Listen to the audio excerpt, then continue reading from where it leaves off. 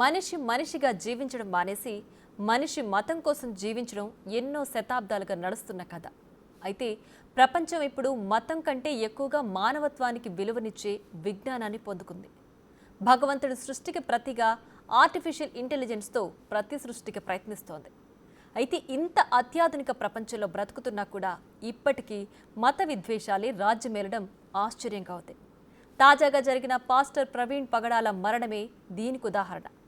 అయితే ఈ సందర్భం మరో పెద్ద ఉద్యమానికి దారితీసేంత ప్రభావాన్ని చూపిస్తోంది. పాస్టర్ ప్రవీణ్ అంతిమ యాత్రకు అంతమంది ఎందుకు వచ్చారనేది అందులో ఉన్న తీవ్రతను తెలియజేస్తోంది. అంటే క్రైస్తవుల్లో ఆందోళన మొదలైందా? భారత్లో మత సామరస్యం పూర్తిగా దెబ్బతిందా?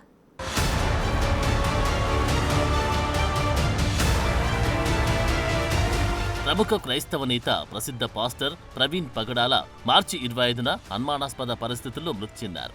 ఆ రోజు ఉదయం రాజమండ్రి ఎయిర్పోర్ట్ నుంచి వ్యక్తిగత పనుల నిమిత్తం ద్విచక్ర వాహనంపై వెళ్తూ ఉండగా గుర్తు తెలియని వాహనం ఆయన ఢీకొట్టిందని పోలీసులు అంటున్నారు. ఈ ఘటనలో తీవ్రంగా గాయపడిన ఆయన సంఘటనా స్థలంలోని ప్రాణాలు కోల్పోయారు. అయితే ఇది ప్రమాదమని అనుకుంటున్నప్పటికీ ఈ ఘటనపై అనేక అనుమానాలు కూడా వ్యక్తమవుతున్నాయి. ప్రవీణ్ పగడాల మృతి సాధారణంగా జరిగిన ప్రమాదమేనా, లేదంటే పథకం ప్రకారం చేసిన హత్య అనే కోణంలో పోలీసులు దర్యాప్తు ప్రారంభించారు. అయితే ఈ ఘటనపై రాజమండ్రి పోలీసులకు పలు ఫిర్యాదులందాయి. ప్రవీణ్ పగడాల మృతి వెనుక అసలు కారణాలు వెలుగుతీయాలని, న్యాయ సమగ్ర దర్యాప్తు జరపాలని అనేక మంది పాస్టర్లు, మత పెద్దలు డిమాండ్ చేస్తున్నారు. ఆయన కుటుంబ సభ్యులు కూడా ఈ ప్రమాదంపై అనుమానం వ్యక్తం చేస్తూ పూర్తి విచారణ చేపట్టాలని కోరుతున్నారు. అంతవరకు పరిస్థితి మామూలుగానే ఉన్నా ఈ మరణం మరింత పెద్ద ప్రభావాన్ని చూపించింది. పాస్టర్ ప్రవీణ్ పగడాల మరణ వార్త క్రైస్తవ సమాజాన్ని తీవ్ర దిగ్భ్రాంతికి గురిచేసింది.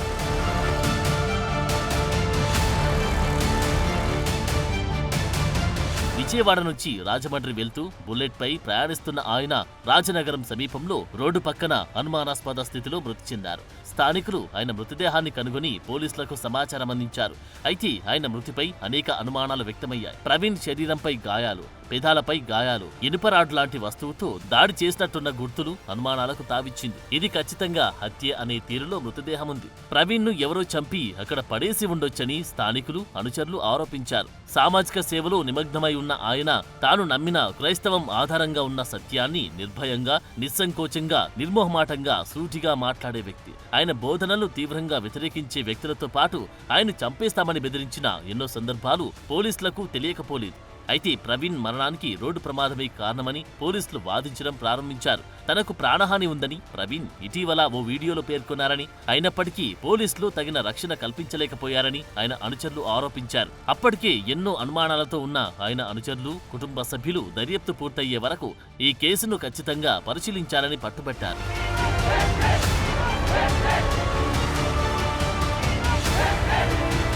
అయితే ప్రవీణ్ పగడాల మృతదేహాన్ని స్వాధీనం చేసుకున్న పోలీసులు పోస్టుమార్టం కోసం తరలించారు. ఘటనపై ఎలాంటి అధికారిక ప్రకటన ఇవ్వలేదు. పోస్టుమార్టం నివేదిక ఆధారంగా మరింత స్పష్టత వచ్చే అవకాశముందని అంతా అనుకుంటున్న తరుణంలో ఇప్పటివరకు అధికారికంగా ఎలాంటి స్పష్టత లేకపోవడం వల్ల ఇది ప్రమాదమా, హత్య అనే అనుమానం ఇంకా కొనసాగుతుంది.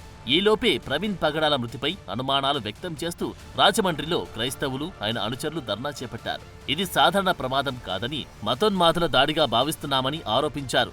రాజమండ్రిలో ఆయన మృతదేహాన్ని చూడడానికి వేల సంఖ్యలో ప్రజలు చేరుకున్నారు. అప్పటికి దేశవ్యాప్తంగా, ముఖ్యంగా 2 తెలుగు రాష్ట్రాల్లోని యావత్ క్రైస్తవ సమాజానికి ఈ వార్త దావానంలా వ్యాపించింది. తమ పాస్టర్ను దారుణంగా కొట్టి చంపారనే వార్త నమ్మిన క్రైస్తవులు సమరం చేయాలని నిర్ణయించుకున్నారు. ఫలితం రాజమండ్రి నుండి హైదరాబాద్ చేరుకున్న ప్రవీణ్ పార్థివ దేహాన్ని చూడడం కోసం, తెలుగు రాష్ట్రాల్లో క్రైస్తవ సమాజానికి జరుగుతున్న అన్యాయాన్ని ప్రశ్నించడం కోసం వేలాది మంది తరలివచ్చారు. అయితే గతంలో ఎప్పుడూ లేనంతగా ఒక పాస్టర్ మృతికి ఇంత స్పందన రావడం ఆశ్చర్యానికి కాదు, ఆందోళనకు కారణమైంది.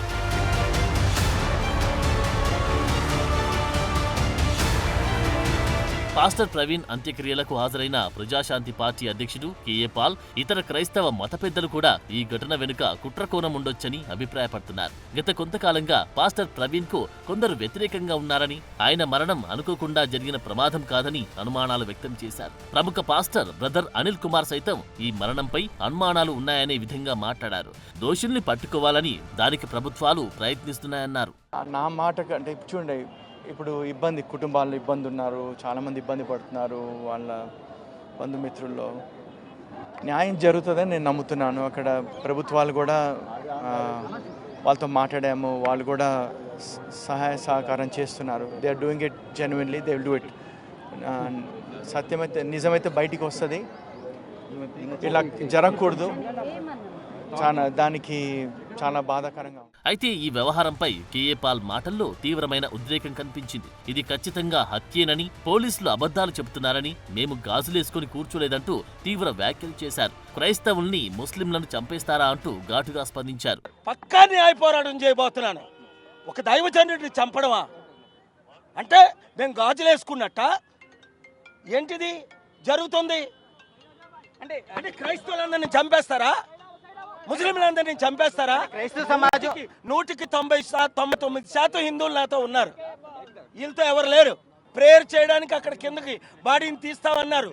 వారి కుటుంబ సభ్యులు, అంటే ఆత్మీయ కుటుంబ సభ్యులు బాడీని చూడడానికి కూడా నిమిషం అవకాశం ఇవ్వకుండా రౌడీగా క్రిమినల్ ట్రీట్ చేసి ఒక టెర్రరిస్ట్ చేసినట్టు ఈ పాస్టర్ గారిని ట్రీట్ చేసి. అయితే ఈ ఆందోళన ఇంతటితో ఆగే విధంగా కనిపించట్లేదు. పాస్టర్ ప్రవీణ్ మరణం యావత్ మైనార్టీ కమ్యూనిటీపై తీవ్రమైన ప్రభావం చూపే విధంగా పరిస్థితులు మారుతున్నాయి. న్యాయం జరిగే వరకు పోరాటాన్ని ఆపమనే ధోరణి స్పష్టంగా కనిపిస్తోంది. ఇటీవలి కాలంలో మణిపూర్ అల్లర్ల తర్వాత భారతదేశంలో క్రైస్తవులపై దాడుల అంశంపై ఫోకస్ వచ్చింది. మణిపూర్ అల్లర్లు జాతి వివాదం కాదని, క్రైస్తవ దేవాలయాలే క్రైస్తవులే టార్గెట్ గా మత ఘర్షణలు జరిగాయని ఇంకా చాలా మంది క్రైస్తవులు నమ్ముతున్నారు. తర్వాత ఢిల్లీలో జరిగిన ఘటన, యూపీలో క్రైస్తవులపై జరుగుతున్న దాడులు, ఇలాంటివన్నీ ఎప్పుడు లేనంతగా క్రైస్తవ సమాజంపై ప్రభావం చూపిస్తున్నాయి. ఫలితంగా రాబోయే రోజుల్లో ఇది అతిపెద్ద ఉద్యమంగా మారుతుందనే సంకేతాలున్నాయి.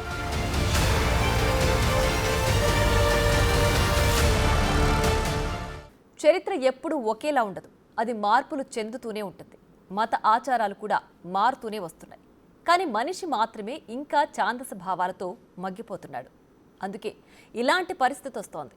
పాస్టర్ ప్రవీణ్ పగడాల మరణం ఒక్క విషయాన్ని చాలా గట్టిగా ప్రకటించింది. దేశంలో జరుగుతున్న మత హింసను మరోసారి బయటపెట్టడమే కాకుండా దీనికి పరిష్కారం కనుగొనడానికి మరో అవకాశాన్నిచ్చింది.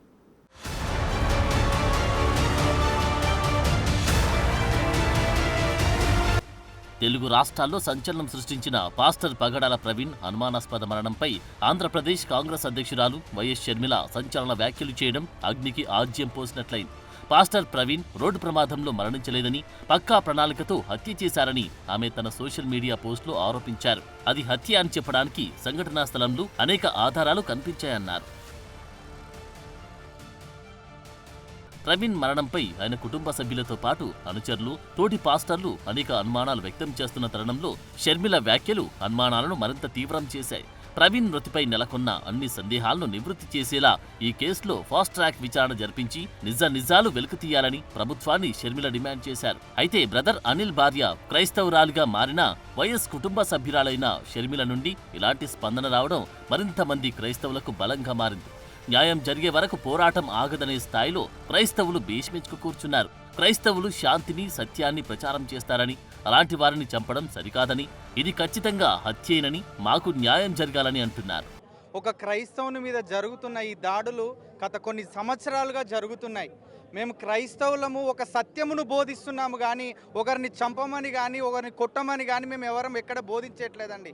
ఈ హైందవులకు మా క్రైస్తవులు అంటే ఎందుకు ఇంత చులకన అవుతుందో మాకు కలిగి అందరూ ప్రేమగా ఉంటాం. వాళ్ళ ఇంట్లో ఏదైనా ఫెస్టివల్స్ అయితే మేము వెళ్తాం, మా ఇంటికి వస్తారు. కానీ ఎందుకు అన్నను ఇంత పగబెట్టుకున్నారో నాకు అర్థం కావట్లేదు. కానీ అన్న ఏ డిబేట్లో కూర్చున్నా మెల్లగా నెమ్మదిగా సమాధానం ఇచ్చే వ్యక్తి. కానీ ఇంత ఘోరంగా అసలు అందరు అంటున్నారు ఇది మర్డరే అని, కానీ 100% ఇది మర్డర్గానే కనిపిస్తుంది. కానీ ఏ రాజకీయ నాయకులు మరి ఏం చేస్తారో 29 తారీఖు రిజల్ట్ ఇస్తా అని చెప్తున్నారు. కానీ ఆ రిజల్ట్ మాకు అనుగుణంగా ఇస్తారని మేము నమ్ముతున్నాము.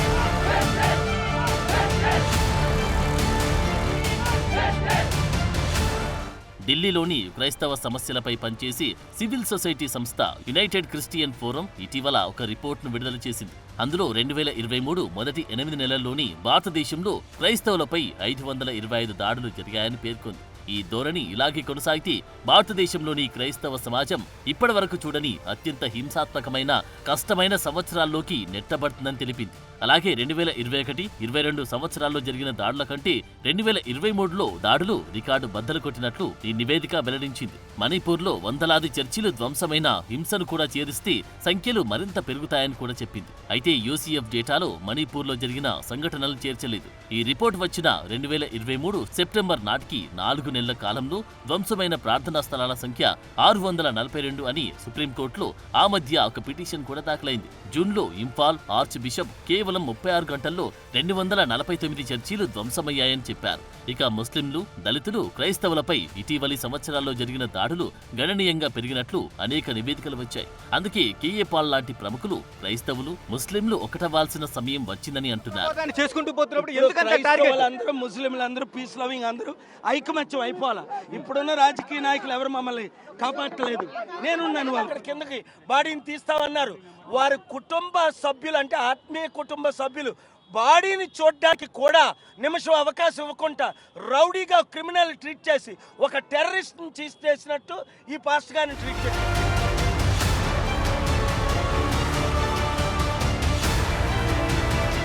ఇక్కడ కేఏ పాల్ చేసిన వాదన కేవలం ఒక వ్యక్తిదని కోణం తీసుకోకూడదు.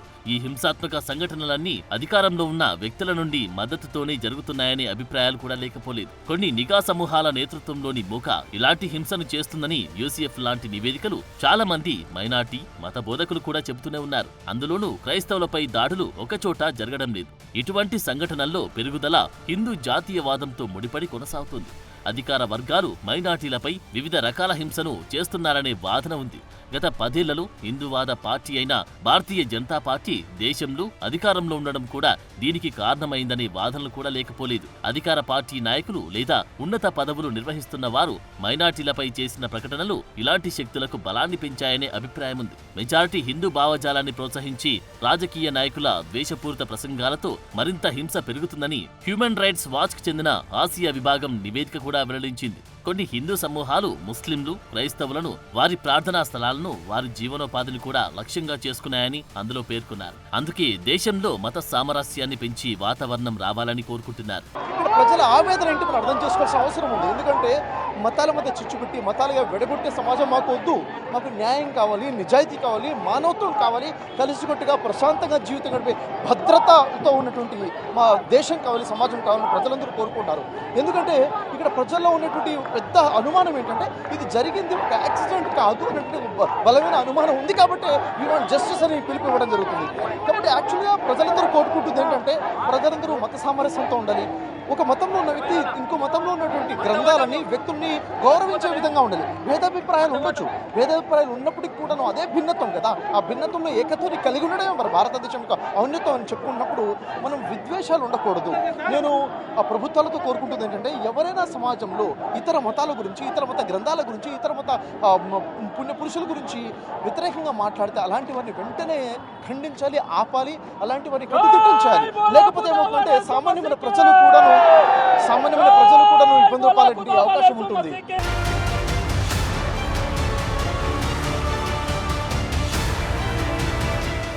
దేశంలోని కొన్ని ప్రాంతాల్లో బీజేపీ రాజకీయంగా ఎన్నికల పరంగా బలంగా ఉన్న చోట దాడులు ఎక్కువగా ఉండడం ఇప్పుడు క్రైస్తవ సమాజంలో చాలా అనుమానాలకు తావిస్తోంది. 2023లో మోడీ చివరిసారిగా న్యూఢిల్లీలో ఈస్టర్ రోజున చర్చిలను సందర్శించడం వల్ల క్రైస్తవ సమాజం నమ్మే పరిస్థితిలో లేదన్నది స్పష్టంగానే అర్థమవుతుంది. ఎందుకంటే హింసకు పాల్పడే వారికి శిక్ష విధించినప్పుడు మాత్రమే ప్రభుత్వాలపై ప్రజలకు నమ్మకం ఏర్పడుతుంది. ఇలాంటి ఎన్నో దాడులపై ప్రధాని మౌనం తీవ్రమైన పరిణామాలకు దారితీస్తుంది. మణిపూర్ వ్యవహారంలోనూ ప్రతిపక్షాలు మోడీని ఇప్పటికే అదే ప్రశ్నిస్తున్నారు. ఇక మత స్వేచ్ఛను కాపాడతామని హామీ ఇచ్చి భారత్ లాంటి దేశాలకు ఇలాంటి పరిస్థితిని పూర్తిగా రూపుమాపాల్సిన బాధ్యత ఉంది.